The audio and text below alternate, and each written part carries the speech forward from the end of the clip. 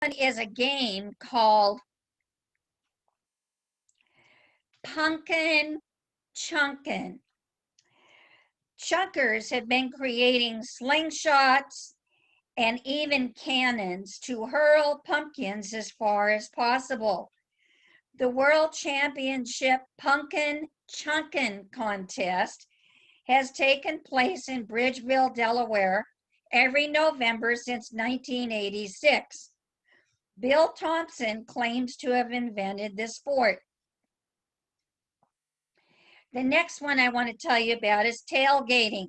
This is actually a year-round activity at sporting events, but it's always popular at football games. Tailgating is where you open the trunk of your car, get out your miniature barbecue, and you start cooking your food. One theory says that this tradition goes all the way back to the first college football game, a contest between Rutgers and Princeton in 1869. Some attendants sat at their horses' tail end while grilling sausages before the game began.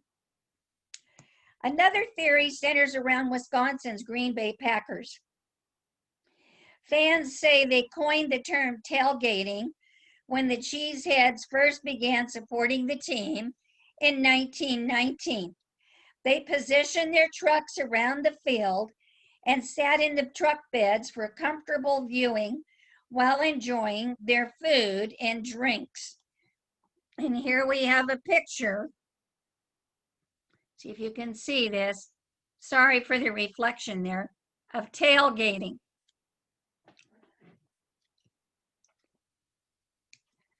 Another tradition is a type of candy, which has been my favorite since a little girl. Candy corn. Candy corn, let's show you a picture of this one.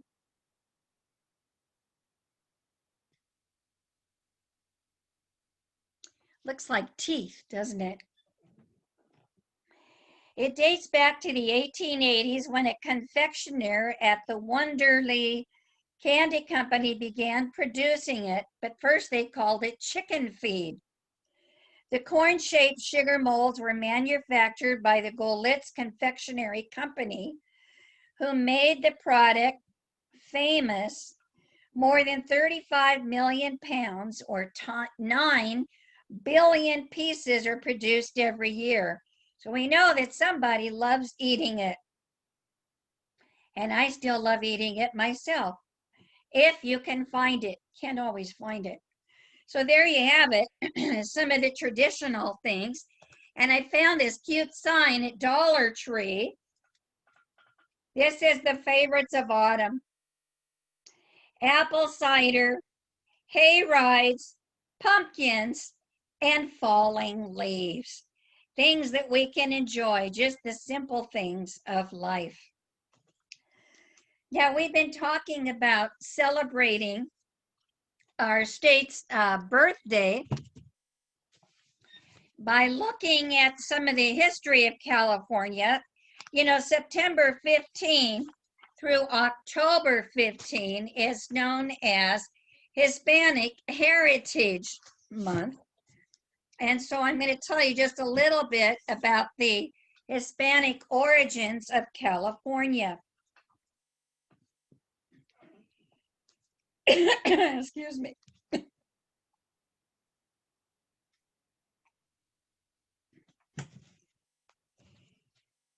My allergies. Early settlers were of Mexican and Indian descent. The early explorers came and they found the Pacific Ocean, and they found California, they found Mexico. Now, parts of Mexico were actually controlled by the French, and then there was a war where the Spain actually got Mexico, and that is when we celebrate Cinco de Mayo. It's a very obscure battle that was fought in a small town in Mexico. Most of Mexico doesn't even celebrate on that day unless they're people who have come down from the United States. where we celebrate everything that has to do with Mexican heritage then. So when they came up, the Spanish women would supervise the cooking and weaving. They would board the ships to get their supplies, and the Indian women would be the launderers. The men would be the gardeners, especially when the missions came and the Catholic Spanish priests set up these missions. They offered food to Indians. Many of the Indians did not want to be used as slave labor, and they rebelled, and they would be locked in a cell or placed in stocks. In 1821, after a 10-year war, Mexico got its independence from Spain. The news took a while to reach California, but when it did, the governor of the Republic of Mexico challenged the Catholic power over the land of California, and the missions began to lose influence. Missions dwindled, and then ranches and land grants became very powerful. The rancheros, as they were called, they were the ones that controlled the area. The Indians were supposed to get land from the missions. The Catholics, the priests had promised it to them. But since that really did not happen, they went to work on the ranches. By the early 1800s, there were American settlers moving west, and they were trying to bring liberty and freedom with them. They were pushing the Native American Indians towards the west, and they began to move into the area which was called California. Baja California was the lower part below the Mexican border. Alta California was where present-day California, New Mexico, Arizona, that whole region was. When did California join the United States? With the signing of the Treaty of Guadalupe Hidalgo, which ended the Mexican-American War in 1848. The United States paid Mexico $15 million for war damage.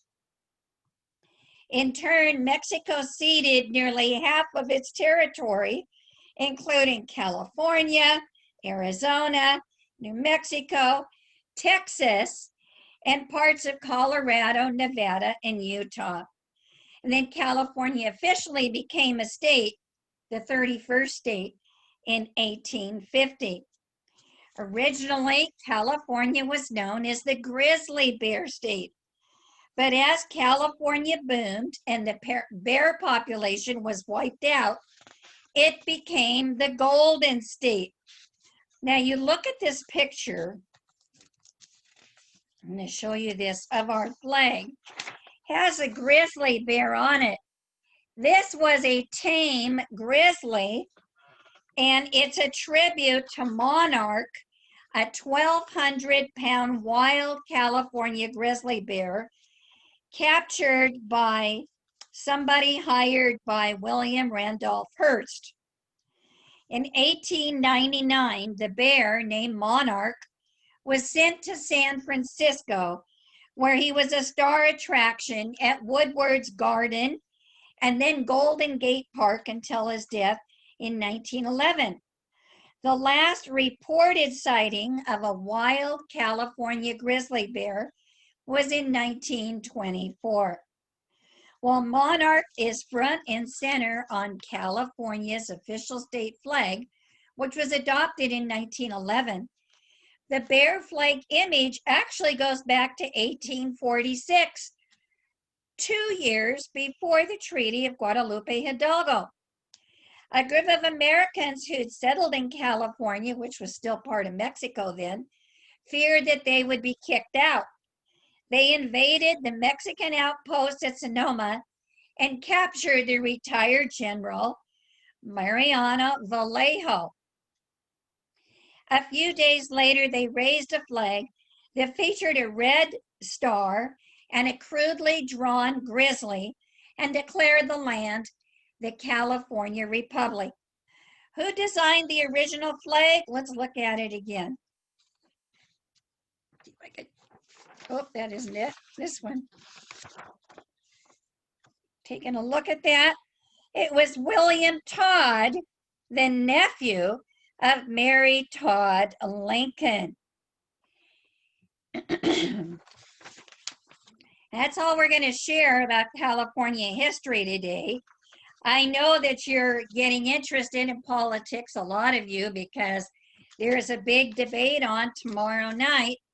And I hope that as you watch it, if you have disagreements about what either side is saying, just remember to disagree in an agreeable manner. And that's all I have for you today. I will see you next Monday morning, bright and early. And I wish you a very pleasant week. Bye-bye, everybody. See you later.